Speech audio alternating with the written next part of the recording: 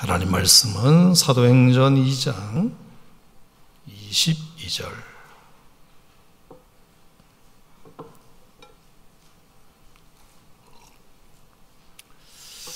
자, 오늘은 순서를 따라서 사도행전 2장 22절 말씀부터 24절까지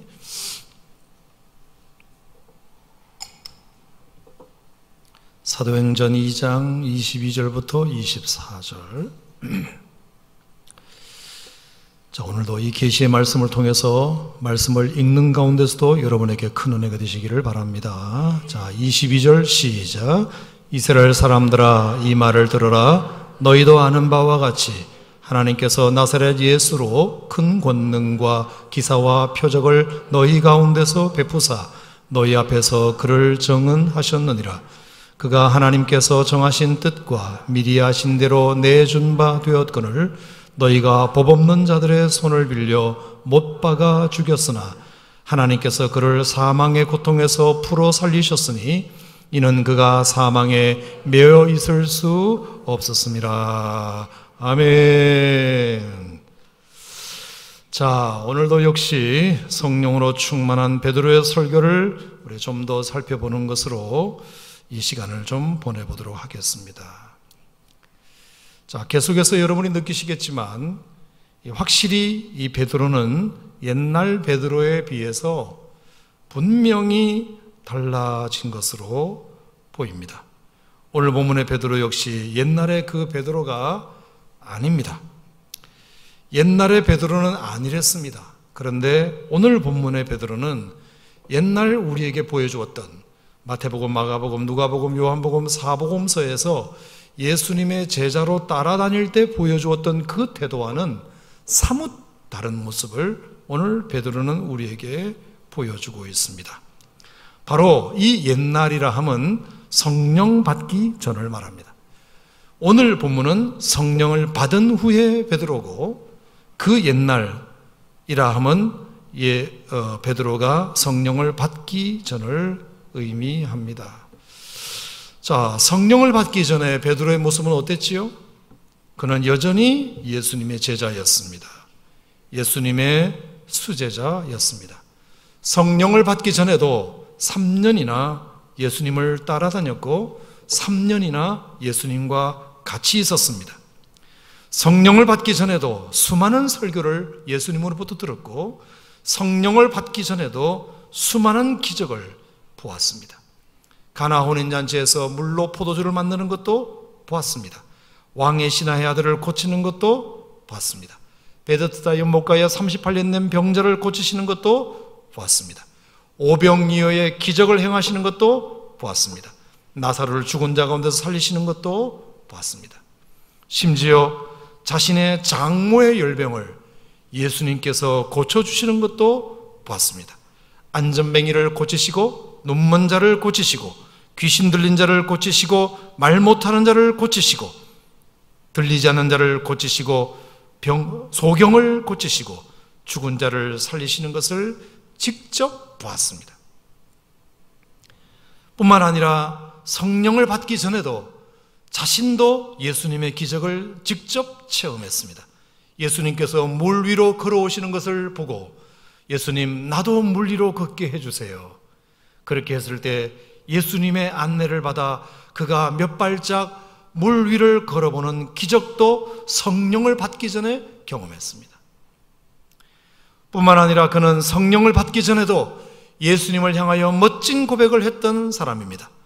여러분이 잘 아시는 대로 가이사라 빌립보에서 사람들이 나를 누구라 하느냐, 너희는 나를 누구라 하느냐 라는 예수님의 질문에 베드로가 손을 들고 자신 있게 대답하기를 주는 그리스도시요 살아계신 하나님의 아들입니다라고 성령을 받기 전에도 멋지게 고백했습니다. 성령을 받기 전에도 그는 예수님을 절대로 저는 버리지 않겠습니다. 예수님을 죽을지라도 저는 버릴 수 없습니다라고 성령을 받기 전에도 멋지게 신앙 고백했습니다. 베드로는 성령을 받기 전에도 예수님으로부터 사랑을 제일 많이 받았습니다. 그래서 야고보와 요한과 함께 늘 예수님은 12 제자 중에서도 3명을 골라서 따로 데리고 다니는 일을 자주 하셨습니다. 변화산에도 데리고 올라가셔서 예수님의 그 놀라운 변화의 모습을 베드로에게 직접 보여주셨습니다. 늘 베드로를 예수님은 곁에 두셨습니다. 예수님께서 12제자들의 발을 씻길 때에도 베드로의 발을 제일 먼저 씻겨 주셨습니다. 예수님께서 부활하셨음에도 불구하고 그가 고기를 잡으러 갔을 때에 갈릴리 바다에 직접 찾아가셔서 사명을 맡기신 분도 예수님이십니다. 그가 성령을 받기 전에도 예수님은 베드로에게 하실 수 있는 모든 사랑을 다 베푸셨습니다. 베드로가 성령을 받기 전에도 베드로 역시 예수님에게 할 수 있는 고백을 다 했습니다. 베드로가 성령을 받기 전에도 그는 예수님의 제자였고 설교도 많이 들었고 기적도 많이 보고 성령을 받기 전에도 그도 직접 기적을 경험했던 사람입니다. 한마디로 자타가 공인하는 수제자였습니다. 성령을 받기 전에도 그는 수제자였습니다. 하지만 그는 성령을 받지 않았기 때문에, 결정적으로 성령의 충만을 받지 않았기 때문에 그는 전혀 담대하지 못했습니다. 정말 담대해야 할 자리에서 그는 너무나 비겁했습니다. 예수님과 함께 분명히 죽는 자리에 같이 가겠다고 그렇게 해놓고서도 예수님이 정작 끌려가니까 멀찍이 예수님을 따라갔습니다. 예수님을 부인하지 않겠다고 분명히 약속하고서도 한 비자 앞에서 예수님을 3번씩이나 부인했습니다. 예수님을 새벽에 잡아가려고 할 때 말고의 귀를 자르긴 했지만 부질없는 용기였습니다. 만만한 상대만 골라서 자기가 할 수 있는 일만 했을 뿐입니다. 예수님이 부활하셨다는 소식을 전해 들었음에도 불구하고 그는 예수님 앞에 나아가기보다 고기를 잡으러 다른 제자까지 선동했던 사람입니다. 예수님이 죽은 뒤에는 물론 뒤에 숨었던 사람입니다. 자, 그가 성령 받기 전에 예수님의 제자였고 3년간 예수님을 따라다녔고 설교도 들을 만큼 들었고 기적도 볼 만큼 봤고 고백도 멋지게 했고 사랑도 제일 많이 받았고, 하지만 그는 전혀 담대하지 못했습니다. 말로만 떠벌어댔습니다. 멀찍이 따라가고 3번 부인하고 고기 잡으러 돌아다니고 뒤에서 숨고 그런 잘못을 저질렀습니다. 그게 베드로의 옛날 모습입니다. 여러분, 베드로의 옛날 이야기를 제가 여러분에게 드리는 이유는 여러분의 모습과 한번 비교해 보자는 거죠. 자, 우리도 설교를 들을 만큼 듣고 고백도 멋지게 하고 예수님의 사랑도 받을 만큼 받고 누가 봐도 다 무슨 님 불러주고 교회 가면 무슨 님 불러주고, 근데 베드로가 결정적으로 그에게 담대함이 없었다. 용기가 없었다. 그랬던 그가 오늘 본문에는 완전히 바뀌었습니다. 사람이 완전히 달라졌어요. 예수님의 승천 10일 만에 예수님이 더 이상 계시지 않는데도 불구하고 그에게 놀라운 변화가 일어났으니 그가 옛날에 없었던 담대함이 생겼다는 것입니다. 2장 22절. 자, 여러분 오늘 말씀을 다시 한번 읽어보실래요? 이스라엘 사람들아, 시작. 이스라엘 사람들아, 이 말을 들으라. 자, 여러분 보세요. 베드로가 이스라엘 사람들아, 이 말을 들어라. 언제 베드로가 이런 설교를 예수님 살아생 전에 한 적이 있나요? 사람들을 모아놓고 예루살렘 사람들아, 이스라엘 사람들아, 내가 하는 말을 들으시오라고 베드로가 언제 설교 한 번 한 적이 있나요? 없습니다. 근데 베드로가 웬일인지 이스라엘 사람들을 향하여 자기 말을 들으랍니다. 여러분, 이게 굉장히 주목할 만한 사실은, 자, 1장 16절을 보세요. 1장 16절. 마가다락방에 120명의 성도들이 모였을 때 베드로가 일어나서 뭐라 그랬죠? 16절에 형제들아 그랬습니다. 처음으로 베드로가 설교한 것은 형제들 앞에서 설교했습니다. 형제들은 곧 누구를 가리킵니까? 120명의 성도들을 가리킵니다. 예수님을 좋아하는 사람들을 가리킵니다. 믿는 사람들을 가리킵니다. 예수님에 대하여 호감을 갖는 사람들을 가리킵니다. 그가 어떤 설교를 하든지 그 설교에 대해서 반기를 들지 않을 사람들을 가리킵니다. 처음에는 120명의 성도들 앞에서 형제들아 라고 설교했습니다. 그런데 사도행전 2장에서 그가 성령을 받았습니다. 그랬더니 갑자기 대상이 달라졌습니다. 자, 14절 시작. 베드로가 열한 사도와 함께 서서 소리를 높여 이르되 유대인들과 예루살렘에 사는 모든 사람들아.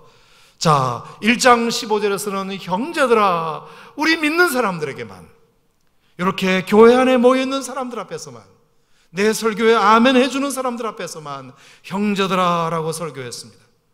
그것도 대단한 발전이죠. 하지만 그건 성령 받기 전입니다. 사도행전 2장에서 그가 성령을 받고 나서는 설교로 하는 사람 대상이 달라졌습니다. 유대인들과 예루살렘에 사는 모든 사람들아. 여러분, 유대인이 누굽니까? 예루살렘 사람들이 누굽니까? 예수님을 십자가에 못 박은 사람들입니다. 예수를 죽인 사람들입니다. 예수를 미워하는 사람들입니다. 예수를 혐오하는 사람들입니다. 예수 옛자도 꺼내서는 안 될 사람들입니다. 그런데 베드로가 갑자기 설교를 하는데 유대인들과 예루살렘에 사는 모든 사람들아, 내 말에 귀를 기울이라, 그렇게 말합니다. 그리고 드디어 급기야 22절에서는 누구에게 설교하죠? 이스라엘 사람들아. 자, 처음에는 모여있는 120명의 형제들아. 그러더니 그가 성경을 받고 나서는 유대인들과 예루살렘에 사는 모든 성도들아. 그리고 2장 22절에서는 이스라엘 전체에 있는 사람들아. 그렇게 설교합니다. 여러분, 이것은 분명한 변화입니다. 여러분, 이거는 용기가 없이는 절대로 할 수 없는 일이잖아요. 담대함이 없이는 할 수 없는 일이잖아요. 아멘. 여러분들에게 이런 담대함이 있기를 축복합니다. 축복합니다. 축복합니다. 베드로와 같은 이런 담대함, 우리가 예수님의 설교를 듣는 것만으로도 그치지 말고 몇 마디 고백하는 것으로만 그칠 것이 아니라 예수님의 사랑을 좀 더 받냐 덜 받냐로 그칠 것이 아니라 이런 담대한 변화가 우리들에게 있어야 진짜 성령 받은 사람이고 진짜 예수를 제대로 믿는 사람이 아니겠습니까? 자, 이스라엘 사람들을 향하여 설교한 것도 대단한 변화지만 설교의 내용도 대단합니다. 자, 그가 무슨 설교를 했죠? 23절 다 같이 시작. 그가 하나님께서 정하신 뜻과 미리 아신 대로 내준 바 되었거늘 너희가 법 없는 자들의 손을 빌려 못 박아 죽였으나. 예수를 누가 죽였다고요? 너희들이 예수를 죽였다. 예루살렘에 있는 모든 사람들을 다 모아놓고 그들을 향하여 외치기를 너희들이 예수를 십자가에 못 박았다, 그렇게 말했습니다. 이거는 돌 맞아 죽을 일입니다.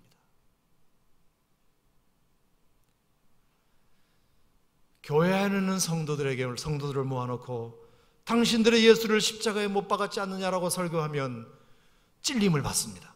맞아요, 목사님. 맞아요, 베드로 사도님. 우리가 예수님을 십자가에 못 박았지요. 우리가 죽을 죄인이지요. 교회 안에 있는 사람들에게 설교하면 그것에 대해서 반기를 들 사람은 없습니다. 다 자기가 죄인이라는 것을 아는 사람들이니까요. 그런데 지금 베드로는 120명의 성도들만 모아놓고 설교하는 게 아니에요. 유대인들과 예루살렘 사람들과 그리고 이스라엘 전체 사람들을 향하여 설교하고 있습니다.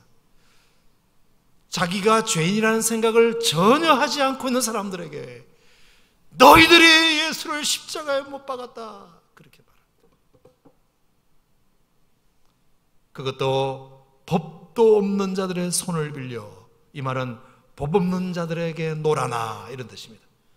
법 없는 자들에게 놀아나서 그들의 선동을 따라서 그들의 선동을 이기지 못하여 너희가 줏대 없이 그 법 없는 자들의 선동에 놀아나서 너희가 십자가를 못 박았다. 듣는 사람들이 기분 좋았을까 안 좋았을까? 자존심 상했을까 안 상했을까? 엄청 상했겠죠. 여러분, 자기가 죄인인 것을 알아도 죄인이라고 말하면 기분 나쁜데, 자기가 죄인인 것도 모르는데 죄인이라고 하면 자기가 그걸 인정할 수 있겠습니까? 사람들이? 베드로를 향하여 돌을 던질 수밖에 없는 거죠. 어떻게 네가 나한테, 우리한테 그런 소리를 할 수 있느냐?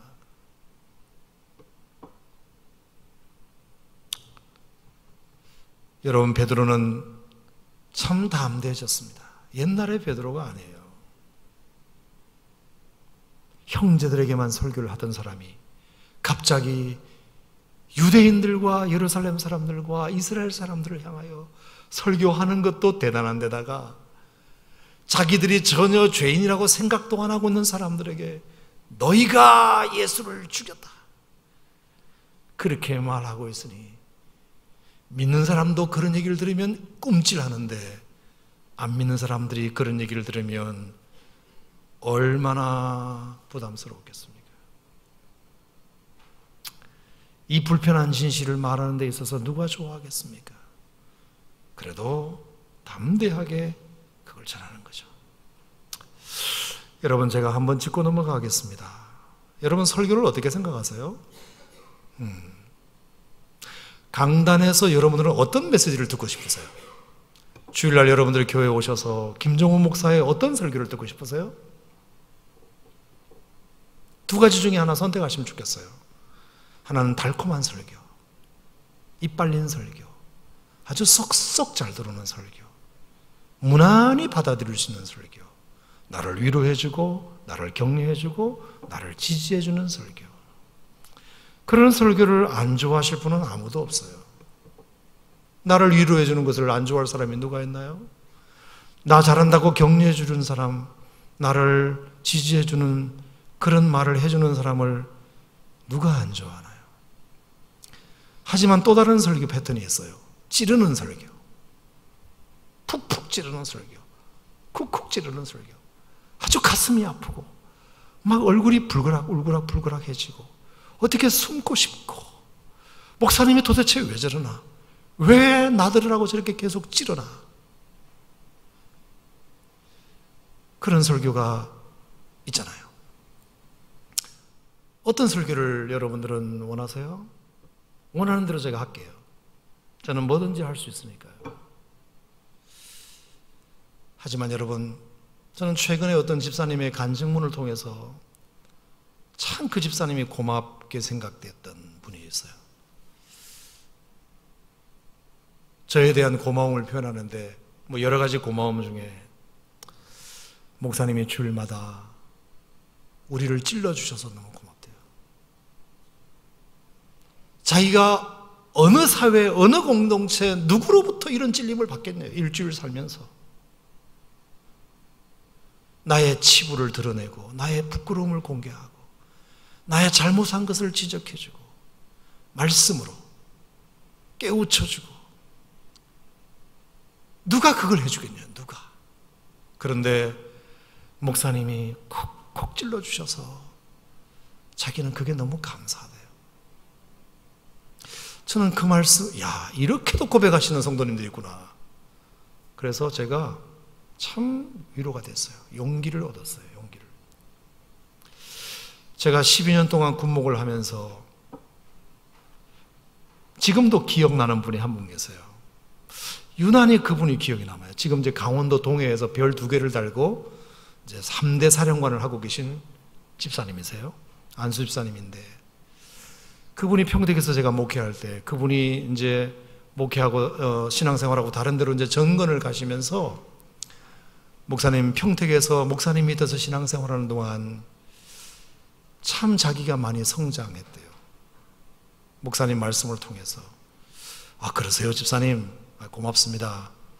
뭐가 그렇게 제 메시지가 좋으셨나요? 그러니까 다른 목사님과 달리 목사님은 이렇게 잘 찌르신다네? 잘 찌르신다네? 그것도 기분 나쁘지 않게 잘 찌르신대요. 그래서 자기가 참 많은 찔림을 받았다고. 그래서 참 목사님은 설교를 잊을 수 없을 것 같다고. 그랬던 사람이라는 것을 알아주시기를 바랍니다. 예.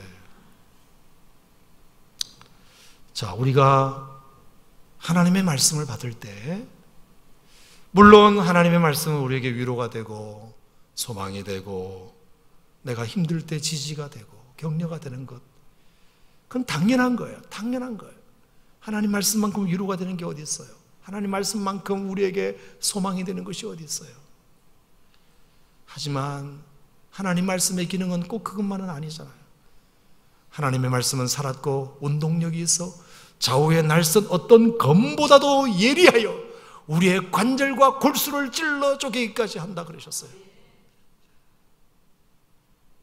여러분, 우리가 그것에 마음을 열어야 여러분이 성장할 수 있습니다. 발전할 수 있어요. 여러분, 깨닫다는 말이 뭐예요? 깨닫다. 이거는 깨다와 닫다의 합성어예요. 깨어야 닿을 수 있어요. 깨어야. 은혜에 닿고 믿음에 닿고 기적에 닿고 여러분 축복에 닿으려면 일단 내가 깨어야 닿을 수 있어요. 근데 나를 깨지 않고 어떻게 닿을 수 있나요? 참 놀랍죠, 여러분? 우리가 미리 한번 볼까요? 사도행전 2장 그런 설교를 했음에도 불구하고 보세요. 사도행전 2장 37절 다 같이 시작. 그들이 이 말을 듣고 마음에 찔려 베드로와 다른 사도들에게 물어 이르되 형제들아 우리가 어찌할꼬 하거늘. 참 놀랍잖아요, 여러분.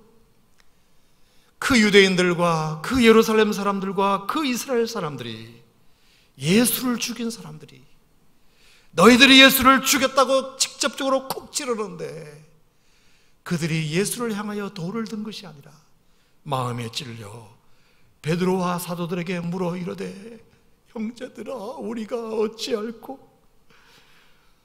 그랬더니 베드로가 이르되 너희가 회개하여 예수의 이름으로 침례를 받고 죄 사함을 받으시오. 그랬더니 그들이 그 말을 받아듣고 그날에 침례를 받음에 3,000명이나 침례받은 줄로 믿으시기를 바랍니다. 그래서 예루살렘 교회가 세워진 거예요. 예루살렘 교회가. 아, 교회의 부흥은 다른 게 아니구나. 하나님 말씀이 우리에게 도전될 때 그 말씀을, 그 말씀에 찔림을 받고 아멘 하고 받아들일 때 그의 영혼도 바뀌고 그의 인생도 바뀌고 그의 공동체도 달라질 줄로 믿으시기를 주님의 이름으로 축원합니다. 아멘. 그런데 여러분, 사도행전 6장을 봅시다. 사도행전 6장.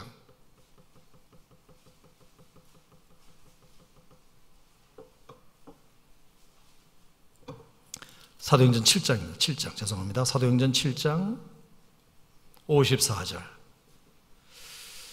자, 이날은 스데반 집사님이 설교했습니다. 스데반 집사님이 설교했어요. 사도행전 7장 54절. 그들이 이 말을 듣고, 시작.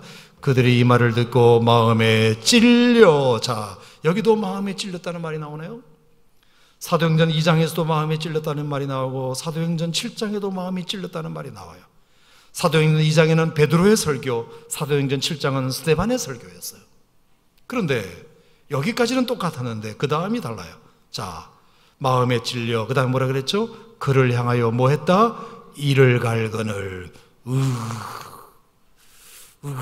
이런 식으로. 이를 갈거늘. 어떻게 우리를 찌를 수 있어? 저 사람이 뭔데 우리를 찔러? 아무도 나를 찌르는 사람이 없는데 너가 뭔데 우리를 찔러? 그래서 57절 시작. 그들이 큰 소리를 지르며 귀를 막고 일제히 달려들어 성 밖으로 내치고 돌로 칠세. 그래서 스데반 집사님이 순교를 해요. 마음에 찔려 이를 갈고 달려들어 돌로 쳐요. 여러분, 그래서 그들은 더 이상 믿음을 성장시키지 못해요. 자, 오늘 베드로가 그들을 향하여 너희가 예수를 죽였다, 이런 설교를 비록 했지만 그 말을 마음에 받아 찔려 회개하는 기회로 삼으면 그의 영혼이 새로워질 줄로 믿습니다. 그런데 그 말을 고깝게 들으면 결국에 내 영혼이 망가지고 이제 더한 것이 와도 길을 닫게 되고 그리고 스데반을 죽여버리는 이런 일이 일어나게 되죠.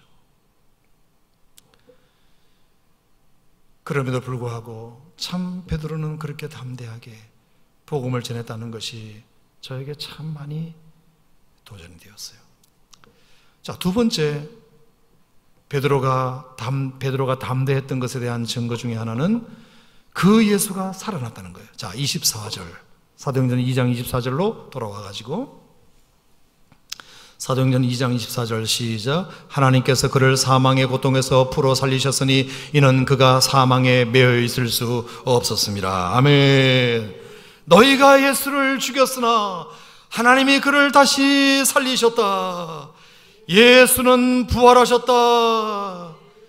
이 이야기를 자신만만하게 하고 있습니다. 그러므로 예수님은 지금도 뭐 하시다? 살아계시다. 예수님은 지금도 살아계시다. 여러분, 예수의 부활을 증거한다는 것은 얼마나 용기가 필요했는지 모릅니다. 왜요? 예루살렘 사람들이 예수를 죽인 사람들인데, 예수는 무덤에 있어야 되는데, 게임 끝인데 그 예수가 다시 살아났다고 증거하니 얼마나 그 소리가 듣기 싫었겠습니까? 그런데 예수가 다시 살아났다. 여러분, 자기가 죽여버린 사람이 다시 살아났다 그러면 죽인 사람들은 그때부터 잠 못 잡니다. 잠 못 잡니다. 이게 얼마나 용기 있는 행동인지 몰라요. 하나님이 그를 사망의 고통에서 풀어 살리셨으니 이는 그가 사망에 매여 있을 수 없었습니다. 그는 사망에 매여 있을 뿐이 아니다. 아무리 사람들이 죽음의 사슬을, 죽음의 밧줄을 동동 매어도 예수님은 그것을 한 번에 풀어버리시는 분이시다. 아멘. 여러분, 걸리버 여행기를 보시면 걸리버 여행기에 그 걸리버가 소인국을 가잖아. 소인국. 그가 무슨 의학도였는데 배를 타는 걸 너무 좋아해가지고 그래서 배에 탄 의사가 돼요. 그래서 여행을 하다가 배가 이제 뭐 난파를 했는지 해서 어느 섬에 들어가게 되는데 정신을 잃고 기절하고 있었는데 깨워보니까 줄에 이렇게 자기가 묶여 있는 거예요. 그리고 요만한 개미 같은 사람들이 자기 배에 올라타 있는 거예요. 이게 뭐야? 그랬더니 소인국에서는 이건 거인이 자기 섬에 왔다 싶어가지고 이 괴물을 꽁꽁 묶자 그래서 얼마나 며칠 동안 묶었어요. 그 걸리버를 며칠 동안 묶었습니다. 칭칭 감았어요. 칭칭. 근데 걸리버가 깼잖아요. 보니까 이런 무슨 이렇게 타담한 삼배줄 같은 것을 이렇게 묶어놓은 거예요. 그러니까 이거는 기지개 한번 쫙 펴니까 그냥 다 풀리는 거예요. 기적이.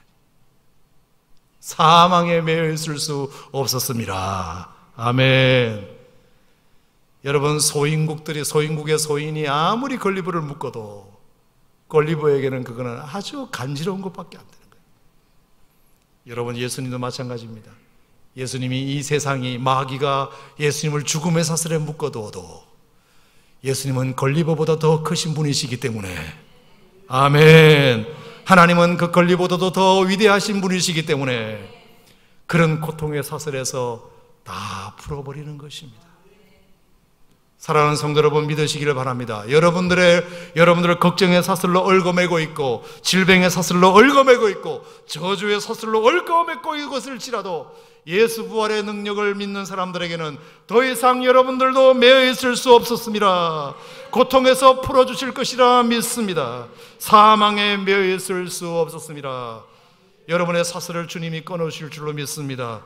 여러분을 풀어주실 줄로 믿습니다. 아멘. 세 번째, 그가 담대하게 전했던 복음은 나사렛 예수입니다. 자, 사도행전 2장 22절 다 같이 시작. 이스라엘 사람들아, 이 말을 들어라. 너희도 아는 바와 같이 하나님께서 나사렛 예수로 큰 권능과 기사와 표적을 너희 가운데서 베푸셨다. 나사렛 예수로 권능과 기사와 표적을 베푸셨다. 여러분, 그냥 예수님이라고 하면 되지 왜 나사렛 예수라고 했을까요? 왜 나사렛 예수라고 했을까요? 그냥 예수님이라고 하면 되지 왜 나사렛이라고 했을까요? 굳이. 여러분, 나사렛은 그 당시에 주목받지 못하는 도시였어요. 사람들이 무시하는 도시였어요. 그래서 나다넬 선지자도, 나다넬 제자도 예수님을 이렇게 소개했을 때 뭐라 그랬죠? 나사렛에서 무슨 선한 것이 나오겠느냐. 예수님의 제자인 나다나엘도 나사렛을 얼마나 무시했는지 몰라요. 그렇게 사람들이 무시했던 동네 나사렛, 그 예수님은 그 나사렛의 예수님이시다. 그 나사렛의 예수님이시다. 여러분, 나중에는 그 나사렛이 예수님에 대해서 호의적이지도 않았어요. 예수님이 어느 날 유명한 인사가 되어가지고 예수님이 다시 고향을 방문했을 때 그 고향 사람들이 예수님을 따뜻하게 맞이해 준 게 아니라 예수님을 배척했어요. 예수님을 돌로 죽이려고 그랬어요. 그래서 예수님이 얼마나 섭섭했으면 그 마가복음에 뭐라 그랬죠? 내가 나사렛에서는 아무 권능도 행할 수가 없다. 그들이 나를 존중하지 않으니 아무 권능을 행할 수 없다. 뭘 좀 존중해 줘야 내가 권능도 행하는데 존중하지 않으니까 권능도 행할 수 없다. 근데 그 나사렛, 지금도 여러분 이스라엘 성지 순례를 가보면 나사렛은 지금도 못 사는 동네예요. 그렇게 성지 순례 거기 많이 오는데도 불구하고 나사렛은 팔레스틴 지역으로 지금 묶여 있어가지고 지금도 못 사는 동네예요. 여러분, 그 나사렛 예수님을 지금 베드로가 전하고 있습니다. 너희들이 무시했던 그 나사렛, 너희들이 별로 취급하지 않았던 나사렛, 그 나사렛에서 나신 예수가 바로 하나님의 아들이시라는 것을 증명하는 거죠. 그래서 베드로가 나중에는 그 나사렛 예수 그리스도의 이름으로 많은 병자도 고치게 되고 기적도 행하게 되고 성전 미문의 안전맹이를 일으킬 때도 은과 금은 나 없으나 내게 있는 건 내게 주노니 곧 나사렛 예수 그리스도의 이름으로 일어나 걸어라. 그랬더니 그가 걷기도 하고 뛰기도 하며 하나님을 찬양한 줄로 믿습니다. 여러분, 예수님의 능력은 위대하십니다. 동네가 중요한 게 아닙니다. 어디 출신이냐가 중요한 게 아닙니다. 낮고 천하고 모자라고 소외되고 가난하고 무시당하는 그런 동네였다 할지라도 그곳에서 예수님이 나셨습니다. 예수님이 자라셨습니다. 베들레헴도 마찬가지입니다. 베들레헴 에브라다에는 가장 작을지라도 예수님은 베들레헴이라는 가장 작은 동네에서 나셨습니다. 예수님은 가장 무시당했던 나사렛에서 자라셨습니다. 그는 말구육간에 오셨습니다. 그는 목수의 아들로 오셨습니다. 그는 미혼모의 아들로 오셨습니다. 하지만 그분은 이 세상에 그 누구도 하지 못했던 위대한 인류 구원을 행하셨던 분입니다.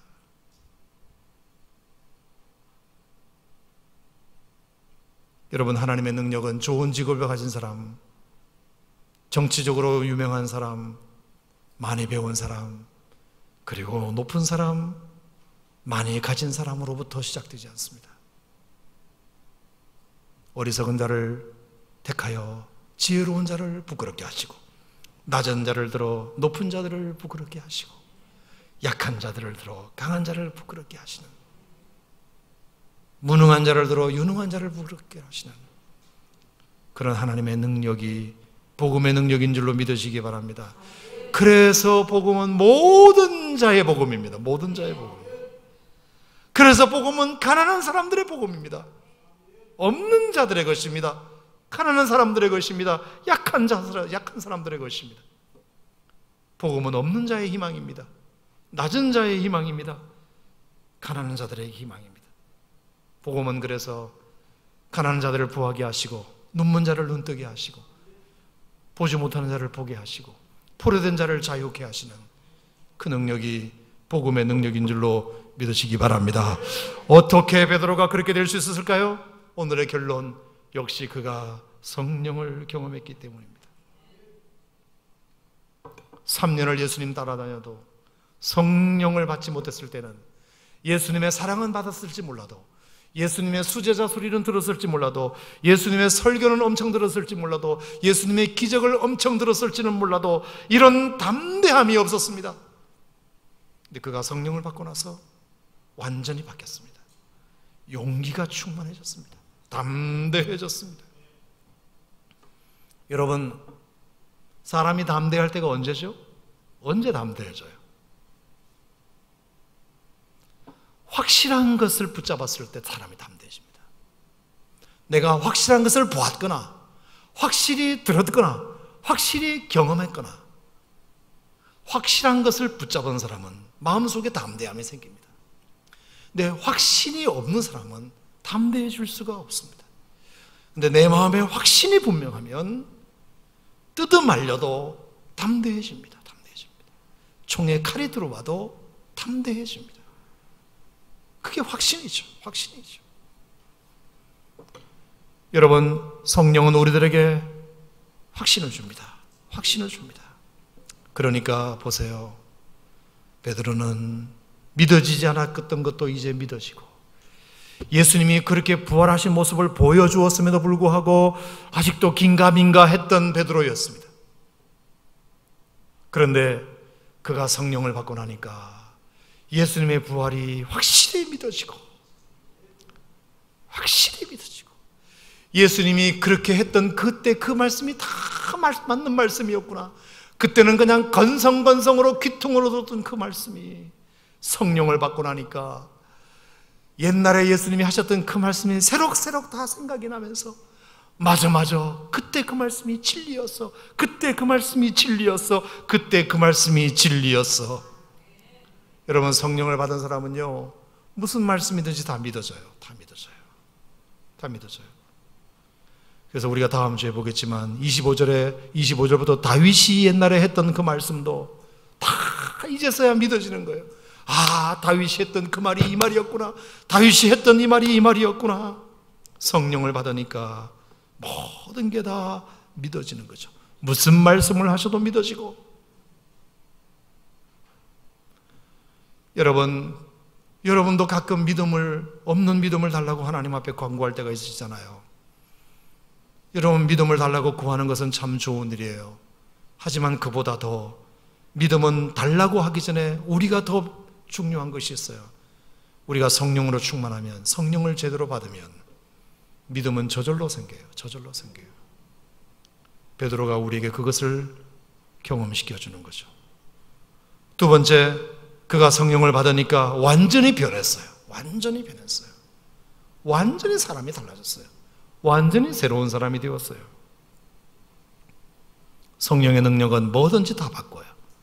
직업도 바꿔요. 가치관도 바꿔요. 습관도 바꿔요. 성격도 바꿔요. 꿈도 바꿔요. 비전도 바꿔요. 목적도 바꿔요. 스타일도 바꿔요. 다 바꿔요. 물론 사람이 태어나고는 기질이 있을 수 있죠. 사람의 스타일이 있을 수 있어요. 하지만 여러분, 우리가 생각해 보세요. 우리는 대대로 유교 집안이라. 내가 배운 게 그거더라. 내가 원래 성격이 이래서.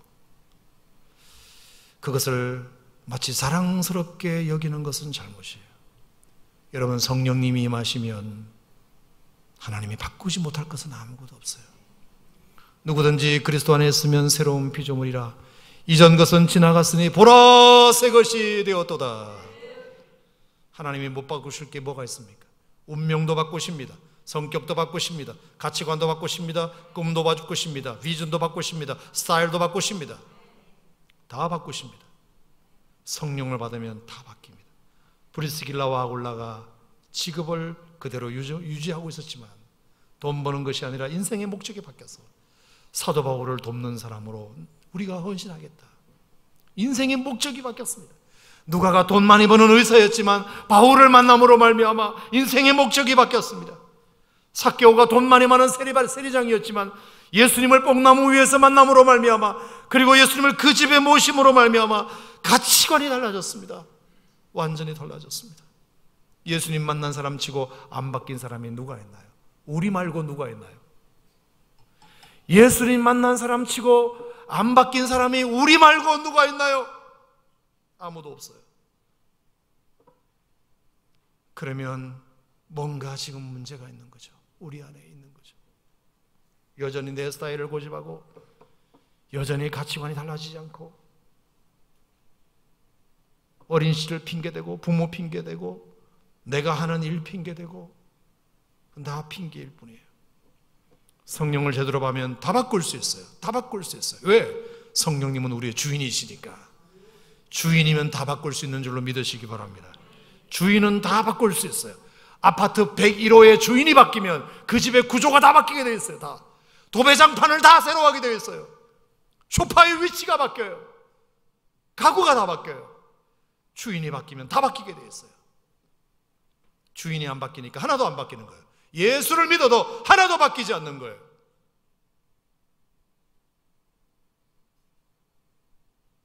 세 번째, 성령을 받으면 뭐든지 이길 수 있어요. 극복하지 못할 게 없어요.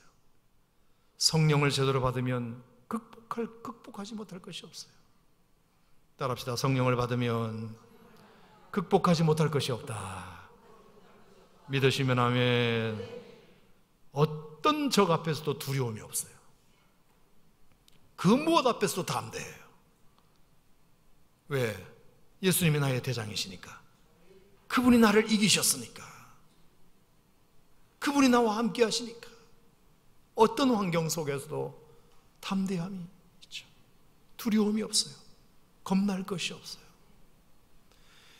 여전히 우리는 예수 믿는다고 하면서 환경에 일희일비하고, 뭐가 좀 잘 되면 희희낙낙했다가, 그렇지 못하면 마치 모든 것이 무너진 것인 양 우리의 마음이 여전히 업앤다운 하고 있다면 안 되죠. 뭐가 문제가 있는 거죠? 문제보다 믿음이 작으면 문제가 문제지만, 문제보다 믿음이 크면 문제는 더 이상 문제가 되지 않는다. 시작.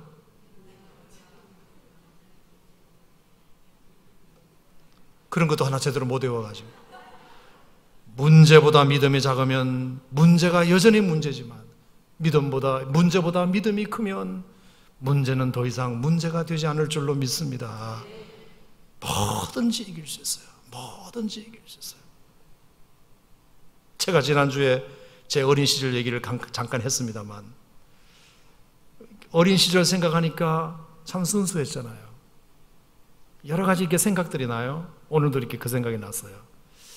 저희 집이 부산시 영도구 청학동 완전히 달동네라 가지고, 교회 끝나고 밤에 무슨 늦게 끝나고 나면 그 달동네까지 가로등도 제대로 없는 그런 길을 지나야 돼요. 지금도 그 길이 생생한데, 거기에 연탄창고가 하나 있어요. 연탄창고.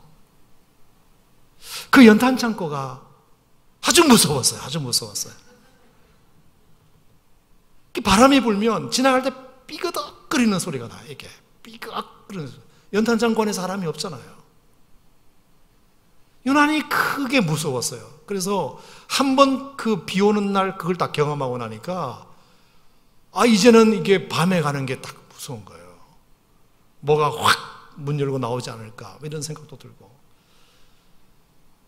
여러분도 한번 경험해 봐요. 그 연탄창고. 저는 그때 굉장히 심각했어요. 연탄창고.